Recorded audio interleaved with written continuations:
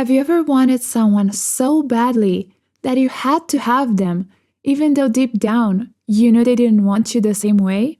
There's a difference between wanting someone and needing them to want you back so you can finally feel like you're enough. It's easy to confuse the two, especially if you grew up believing that love is something you earn, not something you simply receive. Especially if you've ever chased someone, not because they were right for you, but because having them made you feel like you finally mattered. That's what I call the chaser mentality, when desire isn't about real connection, but about proving your worth, chasing an ideal, and outsourcing your identity to another person. And Sex and the City gave us the perfect case study, Carrie Bradshaw and Mr. Big. In this video, we're going to break down 4 key lessons from their relationship, not to shame Carrie, but to understand why so many of us get stuck in the same emotional loop, and how to break out of it. Here's what we'll cover: how the chase hijacks your brain, neuroscience-based, when obsession feels like love, what the fantasy is actually rooted in, and the version of you who finally breaks free. Let's get into it.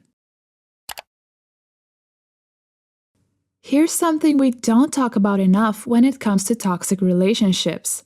The chase doesn't just drain you emotionally, it hijacks your brain chemistry. And that's not just a metaphor.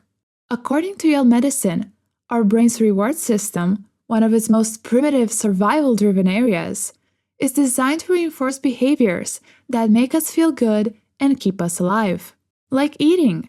You eat something satisfying, your brain releases dopamine, the feel-good chemical, as a way of saying, yes, do that again. But here's the thing. Your brain doesn't distinguish between a survival need and an emotional hit. Think about the thrill of getting a text from someone you're obsessed with. That buzz, that dopamine rush. It's not just butterflies. It's your brain literally lighting up.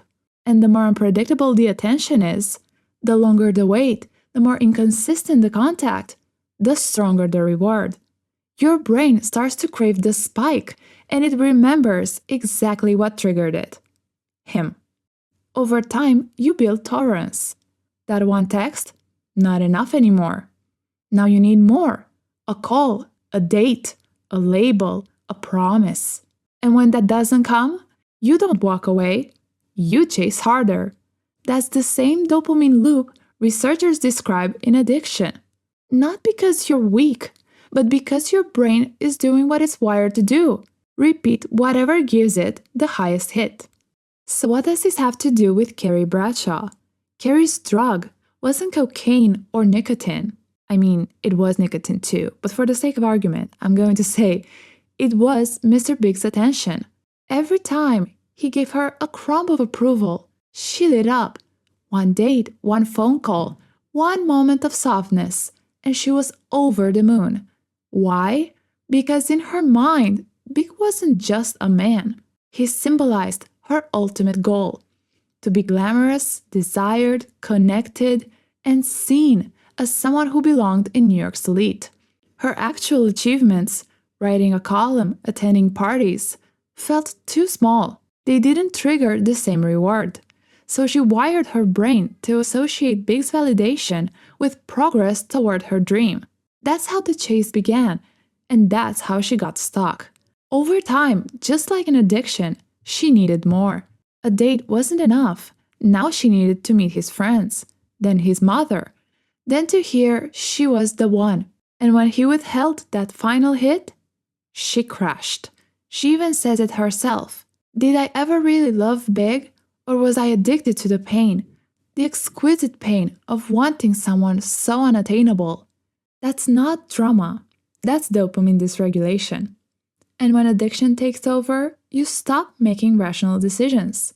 Yale researchers say it impacts memory, focus, and especially judgment. And we see that in Carrie. Sneaking into Big's church with Miranda to stalk him and his mother. Throwing McDonald's at him when he says he's moving to Paris. Even admitting to Miranda, "You should see me when I'm around him. I'm not like me." That's not romance. That's a feedback loop she can't break out of. And what makes it so seductive is the illusion of control. When she's with someone emotionally available, like Aiden, she panics. She says, "I'm used to the hunt. This is effortless. It's freaking me out." Without resistance, there's no dopamine spike. Without the chase, she doesn't feel like she's getting closer to her fantasy. So she craves resistance, not love. Because resistance feels like progress, and progress feels like proof she's becoming someone. That's the trick of addiction. You don't chase because it feels good. You chase because your brain has convinced you that relief is just one hit away. But with Big, that hit never comes.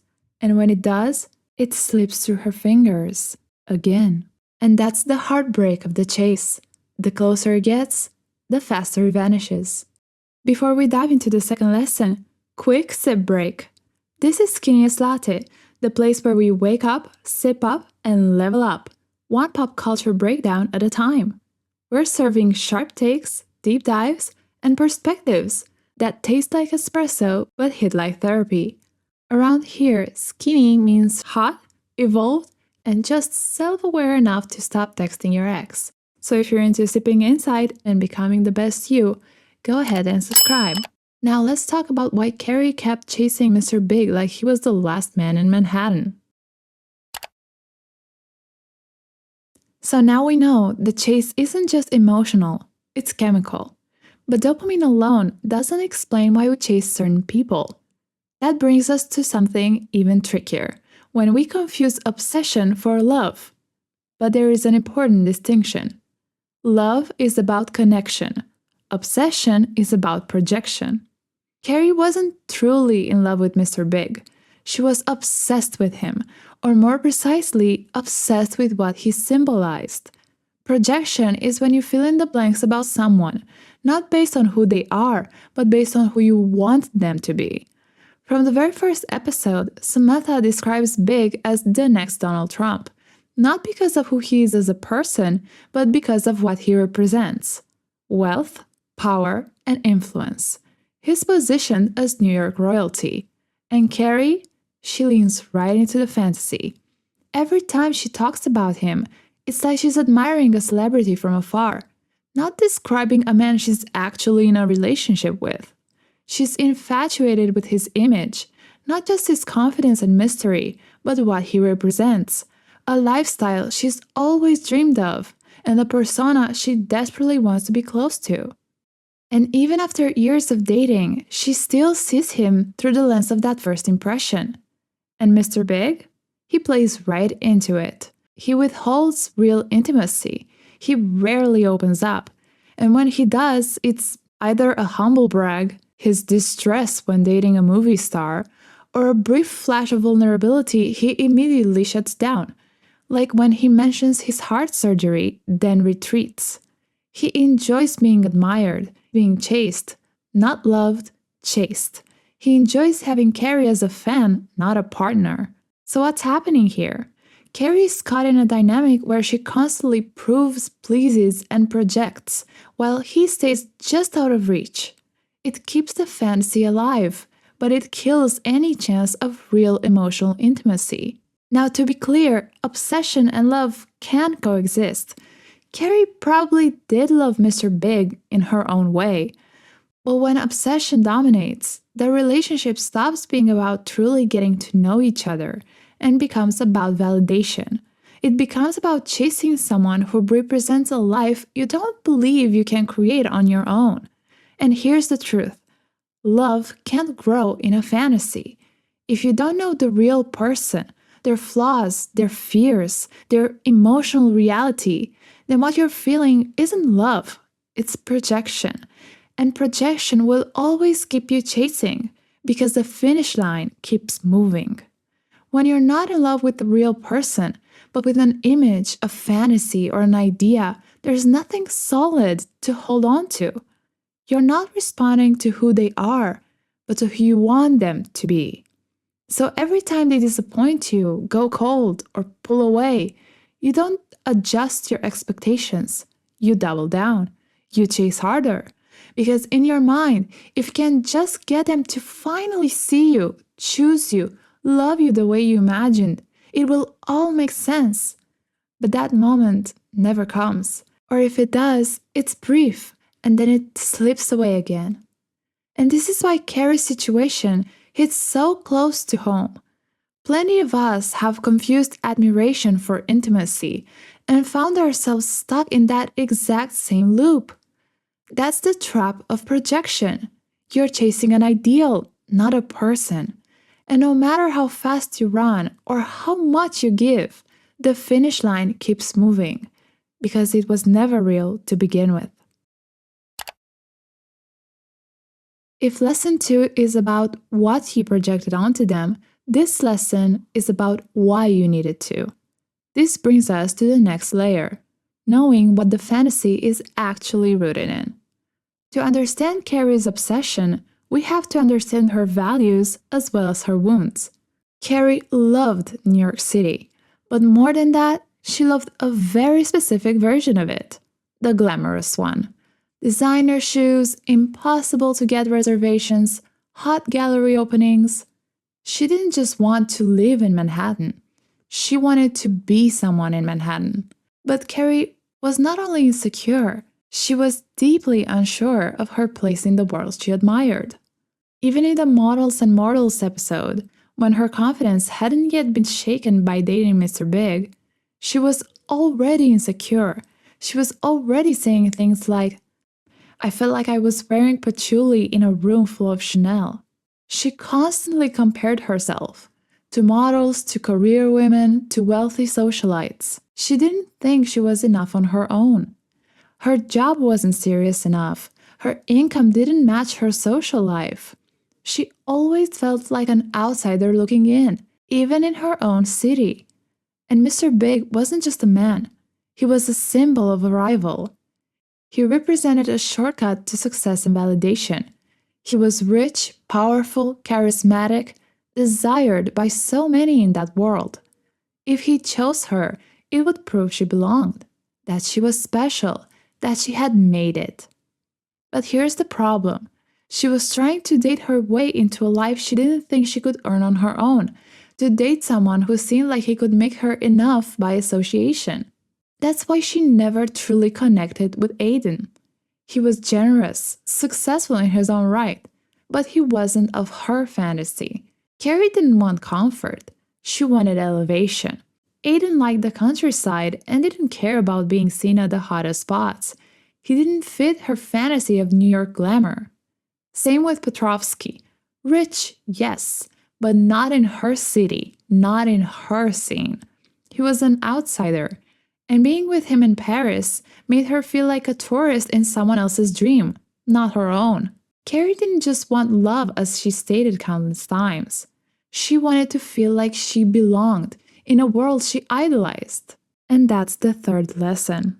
If you don't know what you truly value, you'll keep chasing people who seem like they can give it to you, even if they're completely wrong for you.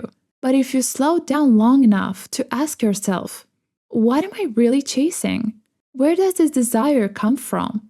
You might realize love may not be the only thing you're after. It's validation, it's proximity to power, it's the feeling of finally being enough. There's nothing wrong with wanting a partner who matches your values. The danger is when you believe you need them to access the life you want, instead of believing you can build it yourself. Carrie could have achieved what she wanted, the glam life, the city success, without tying it to a man. And she eventually does, but only after years of giving away her power. So far, we've looked at the brain chemistry and the emotional patterns that keep you chasing. Now let's meet the version of you who no longer needs the chase. This is the final lesson. You stop chasing when you believe you're enough. Carrie's self-worth was fragile. It didn't take much to shake her. A bad boss ad, a fart, a passing mention of an ex. These weren't just surface-level embarrassments. They threatened her belief that she deserved Mr. Big, that she belonged in his world. Carrie liked herself, But that's not the same as believing you're enough. Because deep down, Carrie didn't feel worthy of the life she craved. She looked too big for confirmation that she was beautiful enough, interesting enough, classy enough to be chosen by him. But here's the twist. Carrie wasn't totally insecure. In fact, she had confidence in a lot of areas. Her writing, her style, her friendships, her voice. That's what makes this lesson so important. She had self-esteem, but not self-worth. Self-esteem says, I like myself when I'm doing well. Self-worth says, I'm valuable even when I'm not performing. And when it came to romantic worthiness, she collapsed. She morphed herself to fit what she thought each man wanted. She quit smoking for Aiden. She played the politician's girlfriend for Bill Kelly. She tried to be artsy enough for Petrovsky, even though his world bored her. But she also had moments of power. The I'm marrying myself phone call, publishing her book, standing up to the Russian, getting up after falling on the runway. Those moments, that's what it looks like when self-worth starts to take root. When you stop trying to earn love and start choosing yourself instead. And here's the truth. Until you build a stable sense of worth, one that comes from knowing yourself, liking yourself, and being true to that, you'll always be vulnerable to chasing people who reflect back the version of you that you wish you were. So ask yourself, where in your life are you molding yourself to be more likable, more dateable, more worthy? And what would happen if you stopped performing and just showed up as you? The chaser mentality dies the day you stop trying to earn love and start offering it to yourself first. So what does it actually mean to escape the chaser mentality? It doesn't mean becoming detached or jaded or never falling hard again. It means learning how to stay rooted, even in the face of attraction, fantasy, longing, and rejection. It means recognizing when your desire is about genuine connection and when it's really about compensation. Carrie and Big ended up together in the show, but that doesn't make their dynamic healthy. Sometimes we get the guy and still lose ourselves in the process. You deserve a love that doesn't need to be chased, a love that sees you clearly, chooses you freely, and meets you with consistency. But to have that kind of love, you have to become the version of you who stops confusing intensity for intimacy and finally stops settling for the chase. And maybe, just maybe, one day you'll look back at the people you once chased and feel nothing but relief that they didn't stay in your life. Do you agree? Or do you see another way out of the chaser mentality? If you've ever chased someone who made you forget who you were, tell me in the comments. Like this video if it helped you see your patterns more clearly, and subscribe if you never want to chase again. Because around here, we don't chase. We sip, self-reflect, and keep our power where it belongs, with us.